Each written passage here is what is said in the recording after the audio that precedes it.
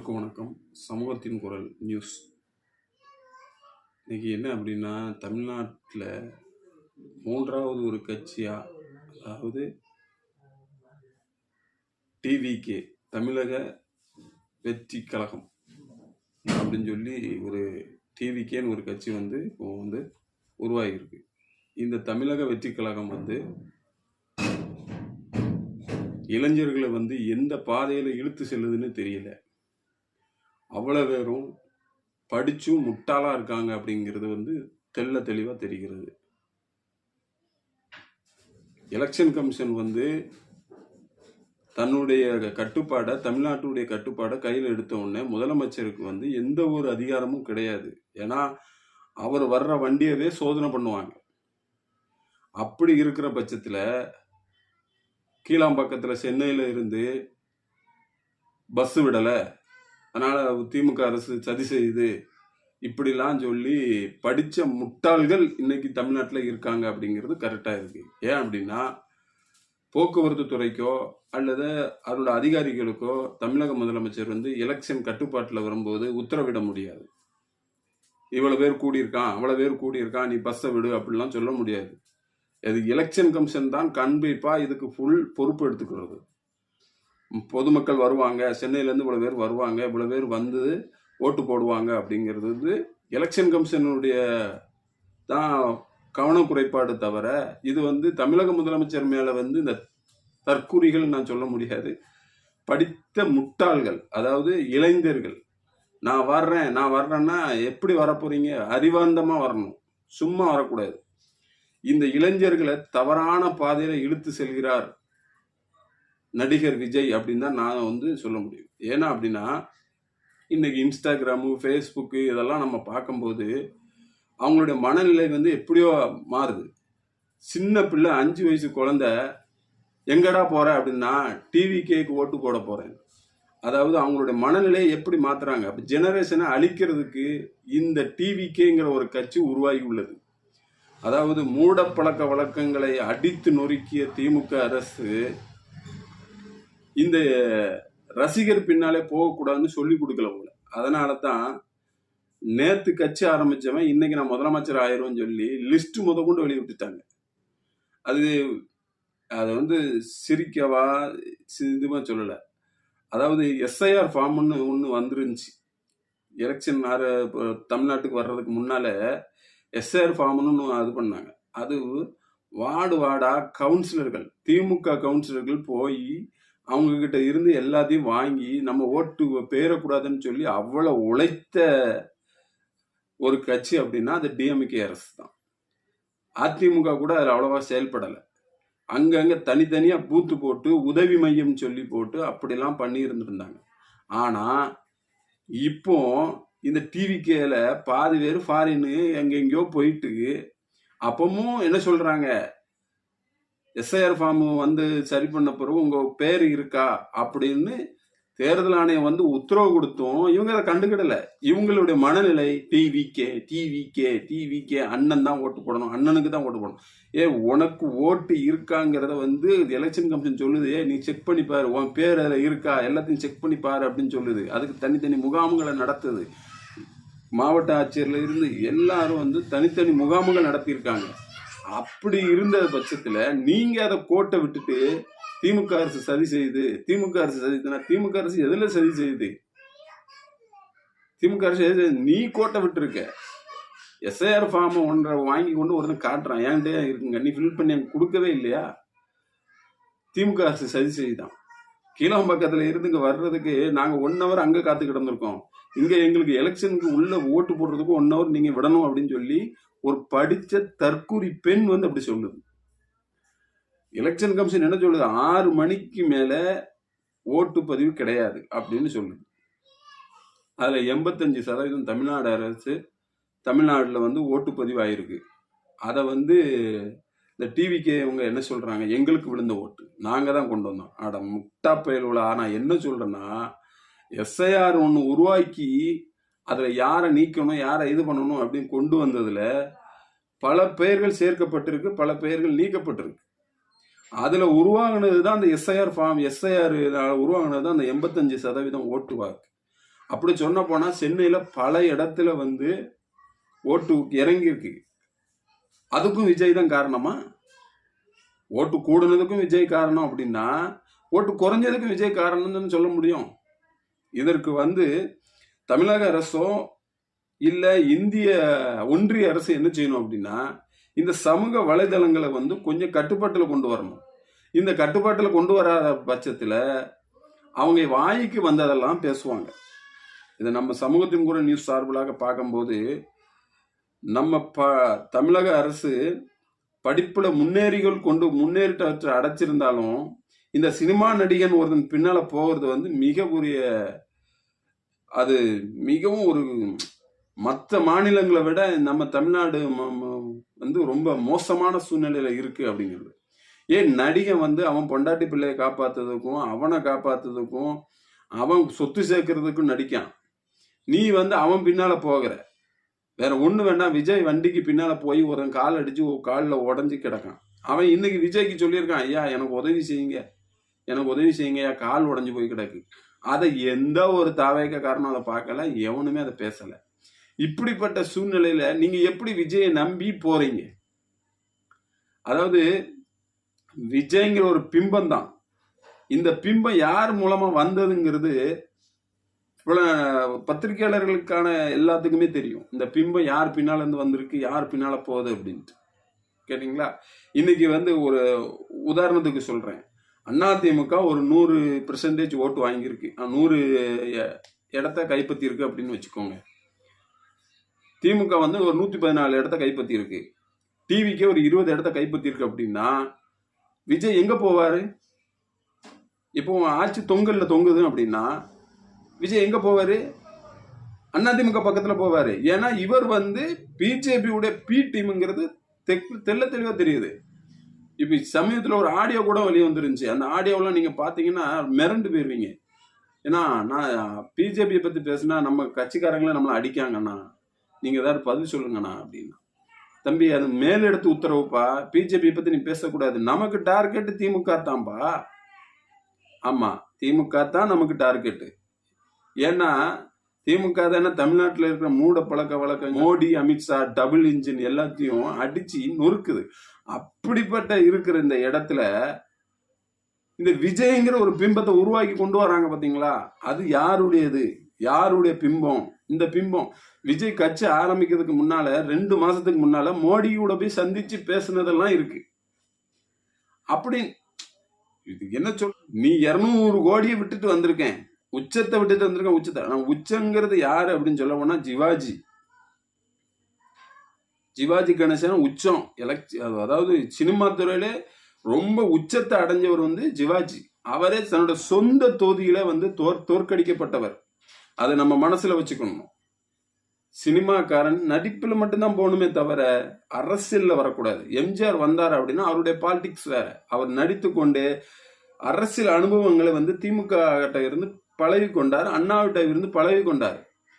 இவர் நேற்று முளைச்சி படுத்து நல்லா தூங்கி எந்திரிச்சிட்டு நல்லா படுத்து தூங்கிட்டு 6 மாசத்துக்கு முன்னால கட்சி ஆரம்பிச்சேன்னு சொல்லி உன்னை கட்சி ஆரம்பிச்சுட்டு இப்போ வந்து நான் தமிழகத்துல நேர முதலமைச்சர் ஆயிடுவாருன்னா என்ன கணக்கு? வேண்டாம், மாற்றம் வேணும்னு சொல்றீங்கல்ல. இப்போ நம்ம வீட்டில் ஒரு பழைய கார் கிடக்கு. அந்த காரை நம்ம வந்து ஒதுக்குறோம். எதுக்காக ஒதுக்குறோம்? சரியில்லை, வந்து அதை அதிகமாக அது ரிப்பேர் ஆகிக்கிட்டே இருக்கு, அதனால நம்ம அதை வந்து ஒதுக்கிடுறோம் அப்படின்னு நம்ம வந்து சொல்லிக்கிட்டே இருக்கிறோம். அதனால அதை நம்ம என்ன செய்றோம், ஒரு காலகட்டத்தில் அப்புறம் டிஸ்போஸ் பண்றோம். இப்ப தமிழக அரசுல மாற்றம் வேணும்னு சொல்றதுக்கு என்ன காரணம்? இந்த காரும் மாற்றமும் ஒண்ணா?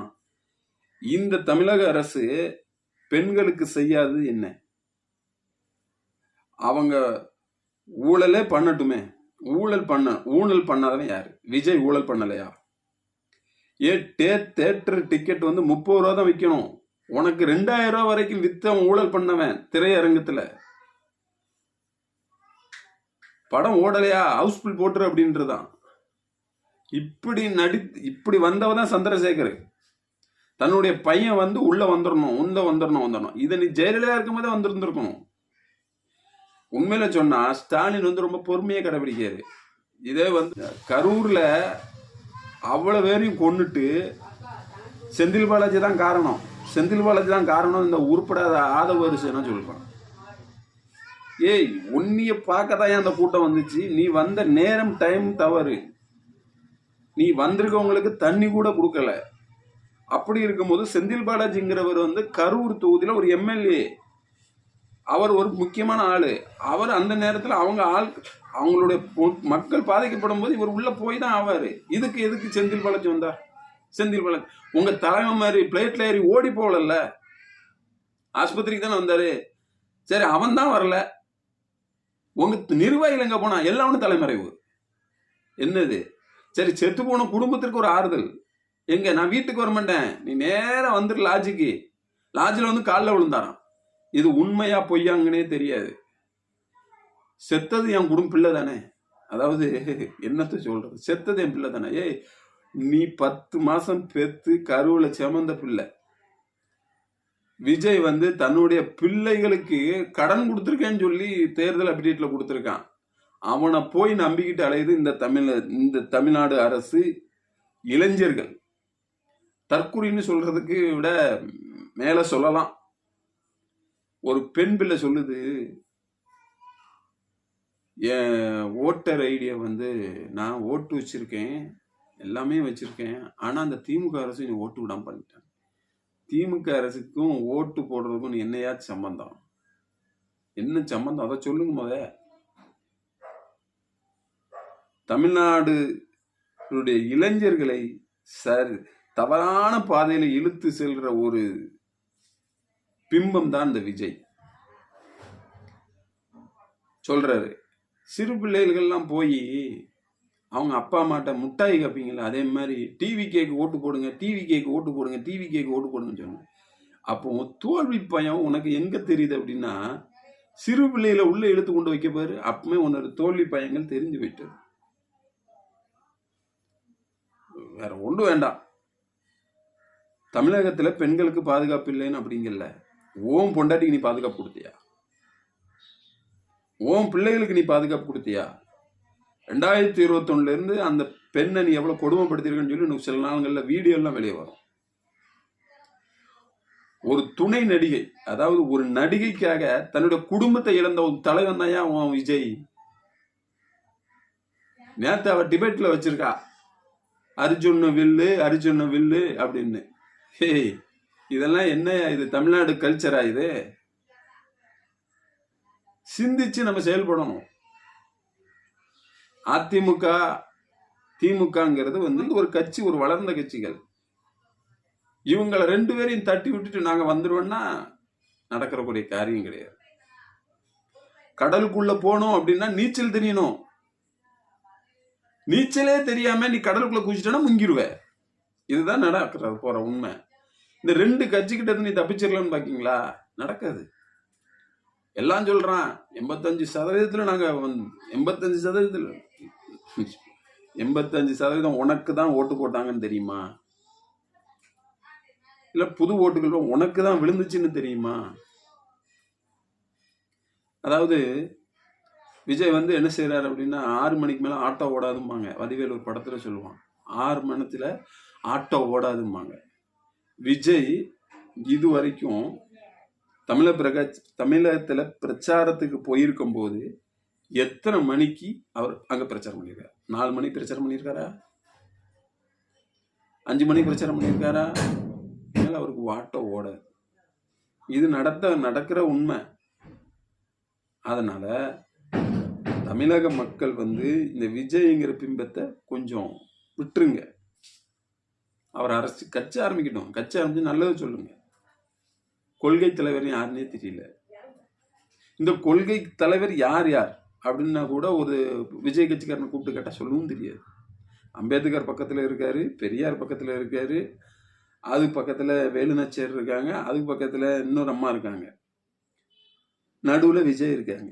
இதை ஒரு பத்திரிகையாளர், அது ஒரு யூடியூபர் வந்து உங்க கொள்கை தலைவர் யாரு, இதுல யாராட்டும் ஒரு ஆளை காட்டுங்க, இவருடைய கொள்கை என்னன்னு கேட்டா எனக்கு இவர் மட்டும்தான் பிடிக்கும். யாரு? இந்த விஜயை காட்டி இவர் மட்டும்தான் பிடிக்கும். சரி,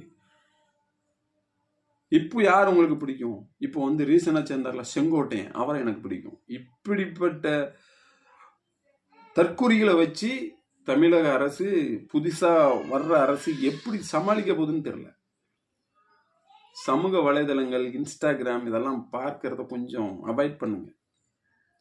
இந்த தேர்தல் பிரச்சாரமே, டிவிக்கு தேர்தல் பிரச்சாரமே இன்ஸ்டாகிராமு, ஃபேஸ்புக்கு, யூடியூப் இதுல தான் அவங்க தேர்தல் பிரச்சாரமே. அவர் தலைவருக்கு 4 மணி நேரம் காத்து கிடப்பாங்க பொதுமக்கள், தண்ணி குடிக்காம வெந்நி குடிக்காம வாரான் வாரான் வாரான் வாரான் வாரான்ட்டு இருப்பாங்க. ஆனா இவர் வருவாராம், அப்படியே கார்ல வந்து அப்படி கையை காட்டிட்டு ஒரு வார்த்தை பேசக்கூடாது. காரணம் பேசினா வந்து காவல்துறை வந்துடும், திமுக அரசு அதுக்கு ஏதாவது பண்ணிடுவாங்க. ஏய், திமுக அரசு தேர்தல் ஆணையம் கட்டுரைக்குள்ள போயிட்டுட்டாலே திமுக அரசுக்கும் அதுக்கும் சம்மந்தமே கிடையாது. நீ ஏன் தேர்தல் பிரச்சாரம் பண்ணலை? ஏன்னா உனக்கு யாரும் எழுதி கொடுக்கல. எப்படி எழுதி கொடுக்கணும் இன்னும் எழுதி கொடுக்கல. ஸ்கிரிப்டில் இல்லை, பேசுகிற ஸ்கிரிப்டே இல்லை. என் முகத்தை காட்டிட்டா மக்கள் போட்டுருவாங்க ஓட்ட அப்படின்னு நினச்சி நீ ரோட் ஷோ நடத்தின.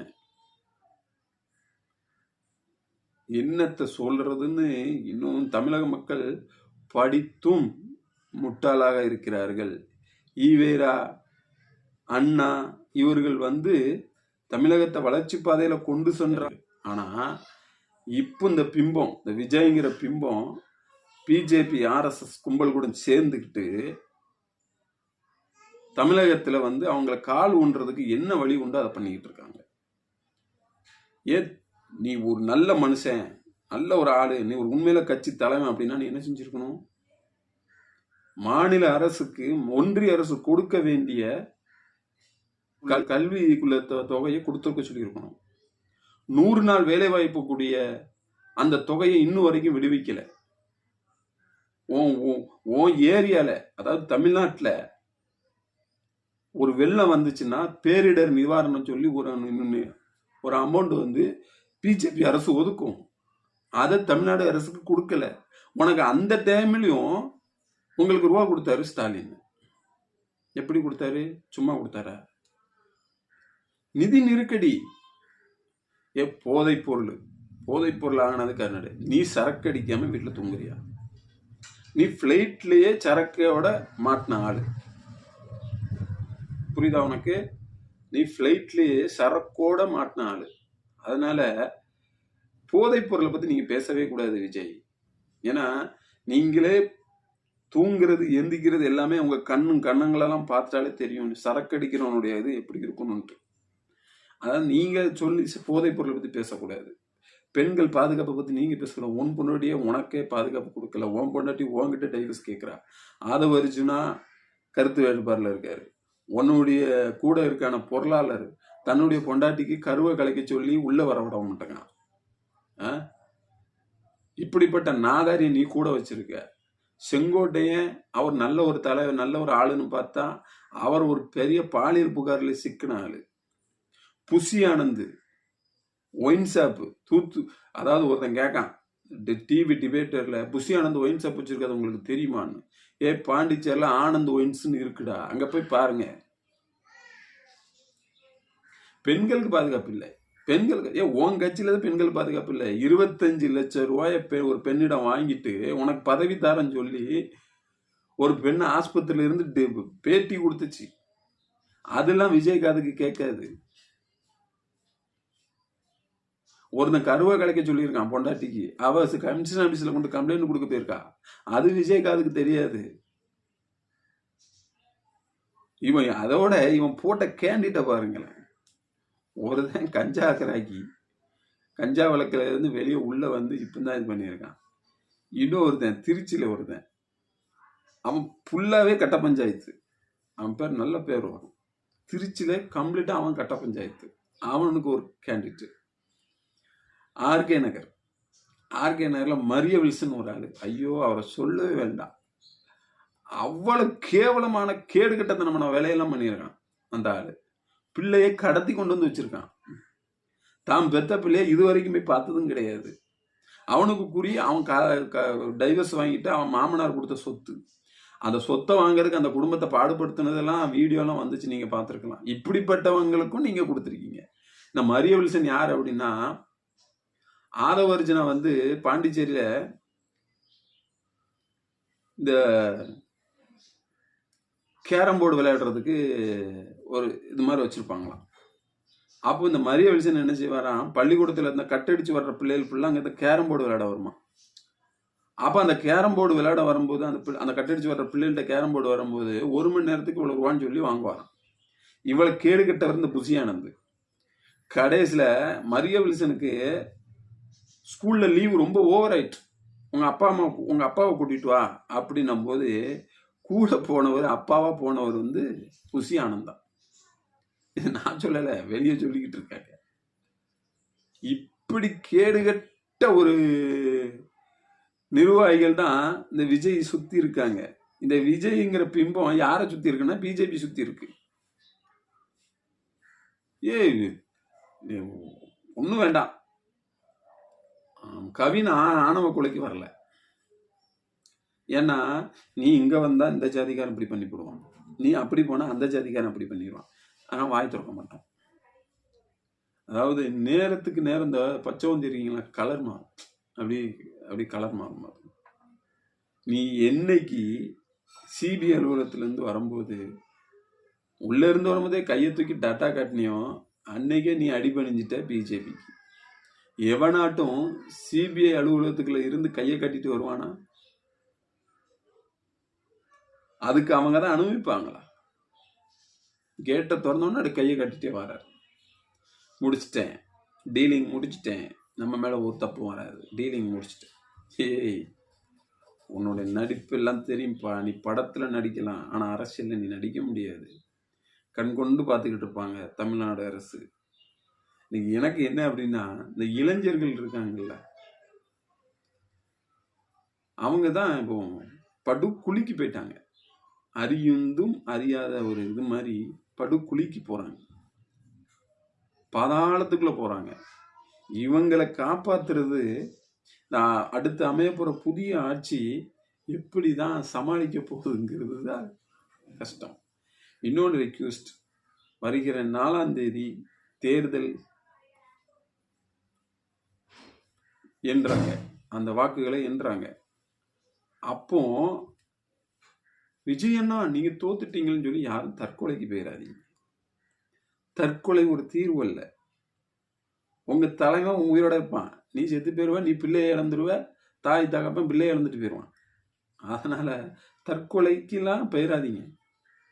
அதாவது வெற்றி தோல்விங்கிறது வீரனுக்கு ஒரு அழகு. உங்க தலைவர் தோத்தாலும் ஜெயிச்சாலும் இது மட்டும் இதுதான் இறுதிங்கிறதுல சொல்ல முடியாது. இன்னும் அடுத்த 5 ஆண்டுல உங்க தலைவர் வரலாம். அதனால யாரும் வந்து விஜய் தானா தோத்துட்டார், விஜய் என்ன தோத்துட்டார், விஜய் என்ன தோத்துட்டார்னு தவறான முடிவுகள், மரணத்தை நோக்கிற போற முடிவுகள், இதை யாருமே செஞ்சிடாதீங்க. இதை வந்து பெற்றோர்கள் உற்று கவனிக்க வேண்டும். சிறு குழந்தைகளை, வாலிப இப்போ சிலவன் வாலிப வயசுல இருக்கவனே மண்டை கலந்து அலையிறான், ஆனா அவனும் போயிடக்கூடாது. ஏன்னா விஜயை பார்க்கவில்லைன்னா நான் அறுத்துட்டு சுத்துருவேன், கடிச்சிட்டு சுத்துருவேன், கையை கடிச்சிருவேன் அப்படின்னு சொன்னவெல்லாம் இப்போ தோத்துட்டான்னா வேற வித்தியாசத்துக்கு போயிடுவான். அதனால நீங்க தான், அதாவது பெற்றோர்களே உங்கள் பிள்ளைகளை நீங்கள் கண்ட்ரோல் பண்ணிக்கோங்க. விஜய் தோத்தாரும் சரி ஜெயிச்சாரும் சரி அவன் குடும்பத்துக்கு லாபம். கேட்டீங்களா? நீங்க உங்க பிள்ளையை இழந்துடாதீங்க. 10 மாசம் சுமந்து பெத்து வளர்த்து ஆளாக்கிய பிள்ளையை இழந்து விடாதீர்கள். அவங்க வந்து ஃபுல் மைண்ட் வாய்ஸே இளைஞர்கள். இளைஞர்கள் என்னையா இளைஞர்கள்? திமுக இல்லாத இளைஞர்களா, அதிமுக இல்லாத இளைஞர்களா, நாம் தமிழர்கள் இல்லாத இளைஞர்களா? உனக்கு மட்டும் புதுசா ஒரு இளைஞர்கள் உருவாக்கிட்டாங்களா? அதனால பெற்றோர்கள் வந்து கொஞ்சம் கவனமா இருங்க. இன்னொன்று, டிவிக்கு தோத்துட்டு அப்படின்னா என்ன சொல்லுவாங்கன்னு ஒரு வார்த்தை சொல்லிடுறேன், இது திமுக செய்த சதி, திமுக செய்த சதி, கள்ள ஓட்டு போட்டுட்டாங்க, கள்ள ஓட்டு போட்டுட்டாங்க. அதனால எங்க தலைவர் தோத்துட்டாரு. இப்படிதான் சொல்ல போறாங்க. இப்படிதான் சொல்ல போறாங்க. அதுக்கெல்லாம் ரெடி பண்ணாங்க. ஸ்கிரிப்ட் ரெடி பண்ணி எல்லாமே ரெடி பண்ணி வச்சிருக்காங்க. அங்கங்க வால் போஸ்டர் அடிச்சு வச்சுட்டாங்க. 35,000 ஓட்டு வித்தியாசத்தெல்லாம் ஜெயிச்சிருவாங்கன்னு சொல்லி சில வேட்பாளருக்கு வால் போஸ்டர் அடிச்சு ஊட்டியிருக்கான். பெரம்பலூர்ல எங்களுக்கு வாக்களித்த மக்களுக்கு நன்றின்னு கூட வால் போஸ்டர் அடிச்சு ஊட்டியாச்சு. என்னடா நாடுங்கிறது சொல்ல முடியல. எலெக்ஷன் பெட்டி எங்க இருக்கு? ஓட்டு வாக்கு எலெக்ஷன் பெட்டி ஒரு இடத்துல இருக்குங்கிறது அதை இன்னும் ஓப்பன் பண்ண முடியாது. அது 4 அடுக்கு 3 அடுக்கு பாதுகாப்புலாம் போட்டு அது போக கட்சியினர் அதை பாதுகாத்துக்கிட்டு இருக்காங்க. அதை என்றதுக்குள்ளே நம்மளுக்கு வால் போஸ்டர் அடிச்சு ஓட்டிட்டாங்க. அதுபோல 8ஆம் தேதி அடுத்து 8ஆம் தேதி அமைச்சரவை கூடுற மாதிரி பிளாஸ்டிங்னே போட்டாங்க. ஓட்டு வங்கி ஃபுல்லாவே 5 வயது முதல் 6 வயது வரையுடைய 10 வயசுடைய 18 வயசுடைய பிள்ளைகளை தான் குறிவைக்குமே தவிர தமிழக மக்கள் ஏமாற மாட்டார்கள். உங்களுக்கு ஓட்டு வங்கி இருக்கு, அது நான் குறை சொல்லவே மாட்டேன். ஏன்னா கிறிஸ்தவர்கள்ல ஆர்சி கிறிஸ்தவர்கள்ங்கிறவங்க கம்ப்ளீட்டா அவங்களுக்கு வாக்களிச்சதாக தகவல் இருக்கு. அதனால நான் ஓட்டு வங்கி இல்லைன்னு சொல்ல மாட்டேன். ஓட்டு வங்கி இருக்கு. அதை அந்த ஓட்டு வங்கி தக்க வைக்கிறதுக்கு நீங்க என்ன பண்ணணும் அதை பண்ணணும். திரும்பவும் திமுக பண்ணுச்சுன்னு சொல்லாதீங்க. ஒரு சில இடத்துல டிவிக்கு 2வது இடத்துக்கு போவதற்காக அதிக வாய்ப்பு இருக்கு. சில இடத்துல டிவிக்கு திமுகவுக்கே டஃப் கொடுக்குற அளவுல இருக்கு. சில இடத்துல அதிமுகவுக்கு டஃப் கொடுக்குற இடத்துல இருக்கு. நாம் தமிழருக்கு அந்த ஓட்டு பெர்சன்டேஜை அவங்க தக்க வைப்பாங்களாங்கிற கேள்விக்குறியும் அதுல இருக்கு. அதனால யாரும் எலெக்ஷன் முடிவின் போது தவறான முடிவை எடுக்க வேண்டாம் என்பது எங்களுடைய வேண்டுகோள். நன்றி, வணக்கம்.